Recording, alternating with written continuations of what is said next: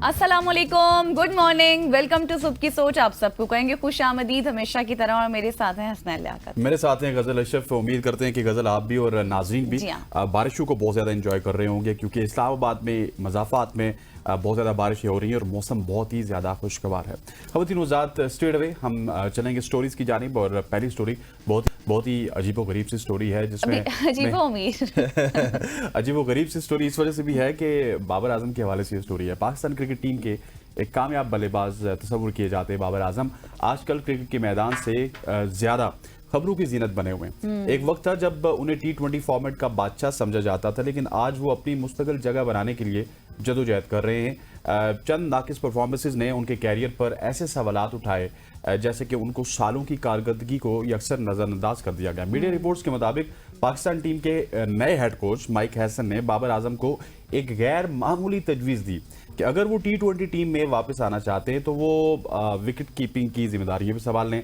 ये बहुत सारी जगहों पे रिपोर्ट हुई है, कोई एग्जैक्टली हमें नहीं पता कि ये डिटेल किस तरह से उन्होंने की, किस कॉन्टेक्स्ट में की, लेकिन ये रिपोर्ट बहुत सारी जगहों में हुआ। और ये पेशकश बहुत से शायकीन क्रिकेट के लिए हैरत का बायस बनी, क्योंकि बाबर आजम ना सिर्फ बतौर बैटर बल्कि बतौर साबिक कप्तान भी टीम का मरकजी सतून रहे हैं, मगर अब उन्हें टीम में अपनी जगह बनाने के लिए विकेट कीपिंग जैसे तजुर्बात पर गौर करने का मशवरा दिया जा रहा है। ये बहुत ही अजीब और गरीब सी सूरत हाल बनी हुई है। और ये सूरत हाल इस बात की अक्कासी है कि टीम मैनेजमेंट बाबर की क्लास और मुस्तकिल मिजाजी को शायद वो अहमियत नहीं दे रही जो एक सीनियर खिलाड़ी का हक बनती है। और मैं भी जब ये खबर पढ़ रहा था तो मुझे बड़ी मुज़ायका खेज खबर लगी। ठीक है, हम बाबर आजम की स्ट्राइक रेट के ऊपर बात करते हैं, उनके ऊपर सबसे ज्यादा तनकीद शायद हमने इस प्लेटफॉर्म से की, लेकिन उनको ये क्या आपने सिखा दिया नई चीज कि आप विकेट कीपिंग करेंगे तो आप टीम में जगह बनाएंगे। की भी कोई स्टेटमेंट अभी तक शायद सामने नहीं आई। स्टेटमेंट तो अभी तक माइक हैसन की भी कोई नहीं आई। डिफरेंट जगहों पर रिपोर्ट हो रहा है, लेकिन इसको मेरे हिसाब से पीसीबी को नेगेट करना चाहिए। अगर ये खबर ठीक नहीं है तो पीसीबी आए और इस खबर को नेगेट करे, अदरवाइज ये खबर और फैलती रहेगी और उसके ऊपर बातचीत होती रहेगी और फिर मजीद तनकीद भी होती रहेगी। बेहतर है क्या तो बाबर आजम खुद अपनी कोई स्टेटमेंट सामने ले आए या फिर पीसीबी को कुछ ना कुछ करना चाहिए। खैर, जैसे इस हवाले से मजीद पेशरफ्त होगी आपके साथ शेयर भी करेंगे। डिटेल्स आगे बढ़ते हैं। और आपकी नजर वजर तो ठीक है ना, अच्छी सी ड्राइविंग कर लेते हैं ना, वो तो मुझे खैर पता है। अब मैं आपको ले चलती हूँ सिंध, क्योंकि सिंध में ड्राइवर्स की नजर ठीक नहीं है। 40% ऐसे ड्राइवर है जिनकी बिनाई कमजोर है और उनको चेक किया जा रहा है। और वो ट्रक मैंने आपको इसलिए मिलाया कि मैं आपको इसलिए मिला रही थी क्योंकि आप गाड़ी अच्छी चलाते हैं, तो मैंने इसलिए पूछा कि आपकी नजर ठीक है या नहीं। क्योंकि सिंध में सरकारी सतह पर ट्रक ड्राइवरों की आंखों का मुआयना किया जा रहा है और अब तक हजारों की तादाद में ऐसे ड्राइवर्स हैं जिनका मुआयना किया जा चुका है। और मुतल्लिका हुकाम ने यह बताया कि 6 माह के दौरान 5000 ड्राइवर्स की आंखों का मुआयना किया गया है, जिनमें 20% ड्राइवर्स की जो आंखें उन्हें मोतिया आया हुआ है, काला पानी और दीगर अमराज की तशखीस भी हो चुकी है। और इसके अलावा 40% ड्राइवरों की बिनाई कमजोर और गाड़ी चलाने के लिए अनफिट होने का इंकशाफ हुआ है। और इसीलिए हम देख रहे हैं कि आए रोज कराची में कोई ना कोई, सिंध में कोई ना कोई ऐसे वाकयात होते हैं कि किसी ट्रक वाले ने बाइक वाले को कुचल दिया, गाड़ी वाले को हिट कर दिया। और सिंध में सरकारी सतह पर ड्राइवरों की आंखों का मुआयना किया जाता है, जिसमें बिनाई की जांच पड़ताल, रंगों की पहचान और दीगर बसरी सलाहियतों का मुआयना भी शामिल है। और इस मकसद के लिए महकमा ट्रांसपोर्ट और जितने भी दीगर मुतल्लिका महकमे हैं वो भी काम कर रहे हैं। कोई भी गाड़ी चलाने के लिए ड्राइवर को तिब्बी लिहाज से मुकम्मल तौर पर फिट होना चाहिए, तो एक नेचुरल सी बात है, और सेहतमंद भी होना चाहिए। और खुसूसन बिनाई के एतबार से उस पर कोई समझौता नहीं किया जा सकता। अक्सर लोग इस बात की परवाह नहीं करते हैं। बिल्कुल ऐसी। और ये सिंध गवर्नमेंट को या फिर उनकी जो ट्रांसपोर्ट अथॉरिटीज हैं जो कि लाइसेंस जारी करते हैं उनको भी इसका ख्याल रखना चाहिए, क्योंकि आपके यही जो लाइसेंसेज हैं ये दुनिया में बहुत सारे बेशतर ममालिक है जहाँ पे ये चेंज होते हैं। और जब वो चेंज होंगे और उसके बाद इस तरह की खबरें वहाँ पे भी मिलेंगी। आजकल सोशल मीडिया का ज़माना है, सो आपके लिए ही और आपके सिस्टम के लिए मुश्किलात का सामना आप करना पड़ेगा। ख़वातीन वज़ात, अब एक मिसाइल एयर डिफेंस सिस्टम की बात करते हैं। पहले तो आपने सुना होगा हमारा पाकिस्तान का मिसाइल एयर डिफेंस सिस्टम बहुत अच्छा है।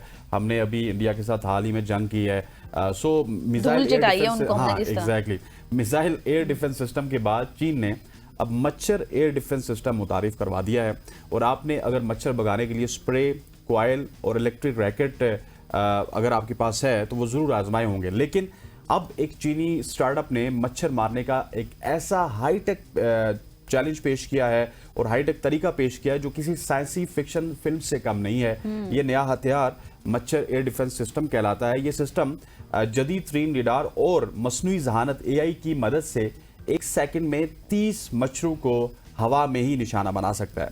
ये मच्छर तलाश करता है, उन्हें लॉक करता है, और हवा में ही उन्हें मारता है। और सबसे खास बात यह है कि ये इंसानों और पालतू जानवरों से खुदकार तौर पर बचकर काम करता है, यानी वो इससे बिल्कुल महफूज है।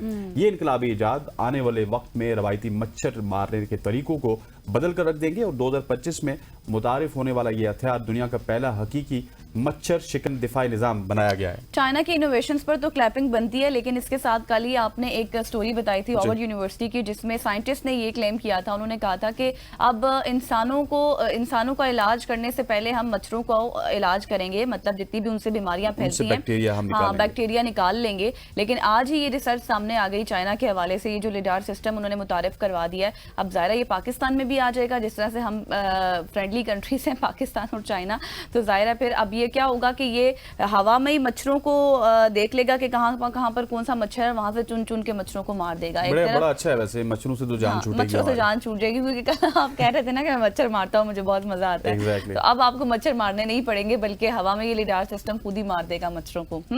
आगे बढ़ते हैं और गैस के हवाले से थोड़ी सी बात कर लेते हैं। गैस बिल का धमाका हुआ कहां पर है? कंप्यूटर ने 40,000 बिल को बना दिया 1 करोड़ का बिल। Can you imagine? 40,000 का बिल 1 करोड़ का बिल कंप्यूटर ने बनाया और इंसान ने ये जसारत नहीं की कि इसको ठीक कर सके। बिल। और ठीक कब किया? जब थोड़ी सी एहतजाज हुआ, बातचीत निकली बाहर, तब 40,000 बिल को बना दिया जी 1 करोड़। और अजब सर्विस की गजब कहानी है ये।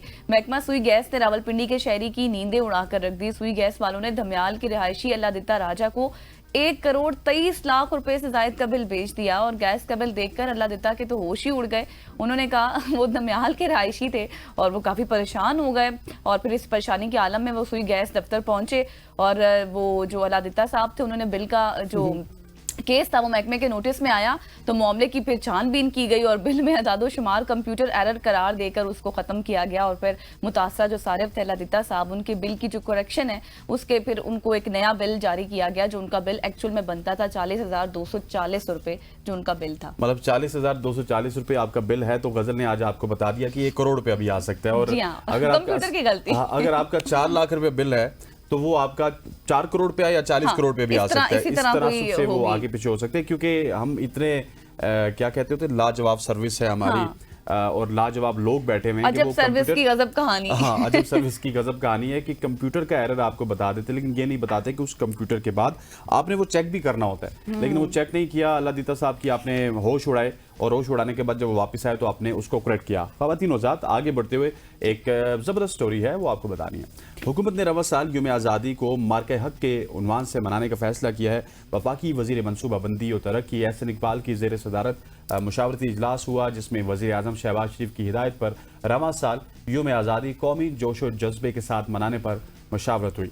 एलामिया के मुताबिक इजलास में ISPR, इत्तलात, दाखिला, कौमी विरसा और सकाफत के आला नुमाइंदों ने शिरकत की। वफाकी वज़ीर एहसन इकबाल का कहना था कि रवा साल यौम आज़ादी को मार्के हक की थीम के तौर पर मनाया जाएगा। इसका मकसद कौम के अज़्म, ईमान और कुर्बानी को खिराज तहसीन पेश करना है। और उनका कहना था कि ये मौका है कि जब हम दुनिया को बताएंगे कि पाकिस्तान अमन पसंद मुल्क है। बिल्कुल बिल्कुल एग्जैक्टली ऐसे ही, इसमें कोई शक भी नहीं है। अब 14 अगस्त को हम देखेंगे कि किस तरह से इस तरह की सेलिब्रेशंस होती हैं। वक्त थोड़ा सा कम है, आगे बढ़ते हैं और यूरोप का रुख करते हैं, जहां पर हीट वेव बहुत ज़्यादा हो गई है। हालिया तहकीक के मुताबिक यूरोप के 12 शहरों में शदीद गर्मी की हालिया लहर के दौरान 2300 अफराद हलाक हुए हैं। एक बड़ी तादाद है, जिनमें से 1500 अमवात का ताल्लुक माहौलियाती तब्दीली से बताया जा रहा है। रिपोर्ट जो सामने आई है उसके मुताबिक एक साइंसी तहकीक हुई है, जिसमें ये इंकशाफ हुआ है कि पिछले हफ्ते हफ्ते खत्म होने वाली जो शदीद गर्मी थी उसकी लहर के दौरान यूरोप के 12 शहरों में गर्मी से मुतालिक वजूहात के बायस तकरीबन 2300 अफराद के हलाक होने की इत्तलात हैं। और ये तहकीक 10 दिनों पर मरकूज थी, जो 2 जुलाई को खत्म हुई। और इन दिनों के दौरान मगरबी यूरोप के बड़े हिस्से शदीद गर्मी की लपेट में भी आए और स्पेन में दर्जा हरारत 40 डिग्री सेंटीग्रेड से भी तजावुज कर गया। जबकि अगर फ्रांस की बात करूं तो वहां पर जंगलात में भी आग भड़क उठी। और ये तहकीक इंपीरियल कॉलेज लंदन और London school of hygiene and tropical medicine के साइंसदानों ने की। और इंपीरियल कॉलेज लंदन के मुहक्किकीन जो जितने भी हैं, डॉक्टर बेन क्लर्क ने कहा कि माहौलियाती तब्दीली ने दर्जा हरारत को नुमाया तौर पर बढ़ा दिया है, जिससे ये सूरत हाल काफी संगीन हुई है। बिल्कुल, क्लाइमेट चेंज का खतरा सिर्फ पाकिस्तान में नहीं बल्कि पूरी दुनिया में है। और जिस तरह पाकिस्तान में टेम्परेचर कंट्रोल नहीं होता, इसी तरह से पूरी दुनिया में ये टेम्परेचर कंट्रोल नहीं हो रहा। यूरोप के हालात भी आपके सामने। इसके अलावा अमेरिका की भी बहुत सारी खबरें हम इस हवाले से शेयर कर चुके हैं। ख़वातीन हज़रात, ये थी आज की हमारी सोशल स्टोरी। यहाँ पे वक्त हुआ चाहता है एक शॉर्ट सी कमर्शियल ब्रेक का। ब्रेक के बाद वापस हाजिर होते हैं। Stay with us.